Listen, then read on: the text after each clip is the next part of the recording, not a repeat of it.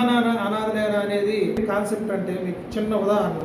అందరూ ఉన్నా కూడా నేటి సమాజంలో చాలామంది పెద్దవాళ్ళు తల్లిదండ్రులు అనాథలుగా ఎందుకు జీవిస్తున్నారు? మనకి చుట్టాలు ఉంటారు, కొడుకులు ఉంటారు, పిల్లలు అందరూ ఉన్నా కూడా వాళ్ళు అనాథలు చాలామంది జీవించేవాళ్ళు చాలామంది ఉన్నారు మన సమాజంలో. ఆ పాయింట్ని బేస్ చేసుకొని ఈ పరిస్థితి ఎందుకు వస్తుందనేది ఒక చిన్న చాలా సెన్సిటివ్ మ్యాటర్గా తీసుకొని ఈ యొక్క షార్ట్ ఫిల్మ్ను చాలా ప్రెస్టీజియస్గా తీయటం జరుగుతున్నది. మన కళ్యాణ్ నంబుల తనని ఒక హీరోగా ఇంట్రొడ్యూస్ చేస్తాం. ఫస్ట్గా తను నటనకి స్టార్ట్ చేస్తాడు కెరీర్ని. మన ఎన్ఎస్ నాయుడు గారు, అన్నమ్మ గారు వీరు తల్లిదండ్రులుగా యాక్ట్ చేస్తున్నారు.